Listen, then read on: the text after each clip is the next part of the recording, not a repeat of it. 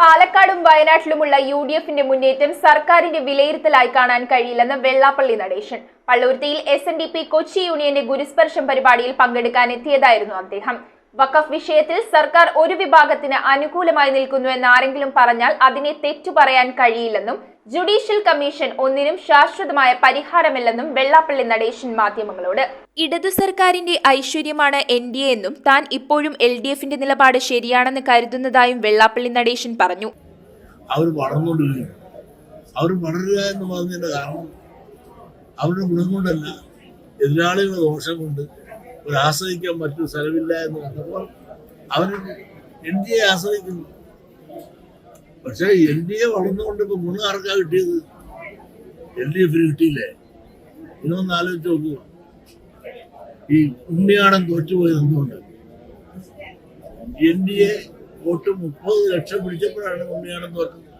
എന്ത് തെറ്റിന്റെ പേരിലാണ് UDF തന്നെ ജയിലിൽ അടയ്ക്കാൻ നോക്കിയതെന്നും അദ്ദേഹം മാധ്യമങ്ങളോട് പ്രതികരിച്ചു. എന്റെ വീട്ടിൽ കയറണമെന്ന് പറഞ്ഞ ആരാണ്? കോൺഗ്രസ്സുകാരനായ സുധീരൻ എന്നെ പിടിച്ച് അകത്തിടാൻ നോക്കിയെന്തിനാ? ഞാൻ എന്ത് തെറ്റ് ചെയ്തു?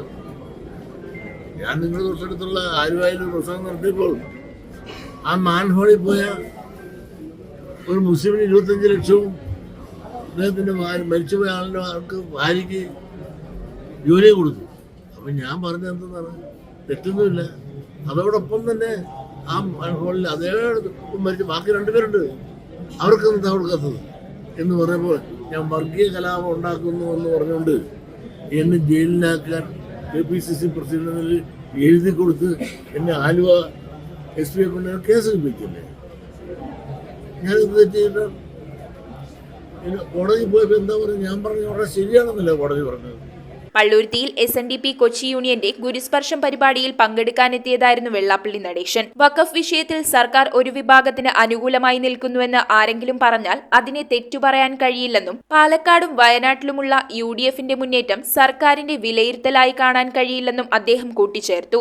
LDFും ആ കൂട്ടത്തിൽ ഒന്നിച്ചു നിന്നുകൊണ്ട് വഖഫ് ബോർഡിനെ സൂക്ഷിക്കാൻ വേണ്ടി പ്രമേയം പാകാക്കില്ലേ?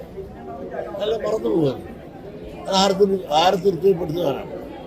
അത് തെറ്റായിപ്പോയെന്നൊരു തോന്നല് ആ ഒരു സമുദായം ഇപ്പൊ ക്രിസ്ത്യൻ സമുദായം ആകെ ഇളകി മറിഞ്ഞ് മുമ്പോട്ട് വന്നപ്പോൾ ചെയ്തത് തെറ്റായിപ്പോയെന്ന് പലർക്കും തോന്നുന്നത് തുടങ്ങിയപ്പോൾ തെറ്റ് തിരുത്താനുള്ള ശ്രമമാണ് ഇപ്പോൾ നടത്തിക്കൊണ്ടിരിക്കുന്നത്. പിണറായി സർക്കാരിന്റെ വിലയിരുത്തൽ എങ്ങനെ പറയുന്നത്? അത് ചേലക്കര എന്തെങ്കിലും സംഭവിച്ചിരുന്നത് പറയാമായിരുന്നു.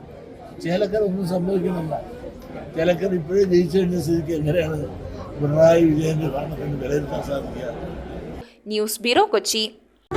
തറവാട്ടിലേക്ക് സാധനങ്ങൾ വാങ്ങിയ കട ഇത് തന്നെ. ഇനി ഒന്നും നോക്കണ്ട, കണ്ണടച്ച് വാങ്ങിച്ചോ. ഏത് ഐറ്റത്തിനും ഞാൻ ഗ്യാരണ്ടി. ചേന്നാട്, തലമുറകൾ കൈമാറുന്ന വിശ്വാസം. ചേന്നാട് ഇലക്ട്രിക്കൽസ്, തോപ്പുംപടി, കൊച്ചിൻ 5.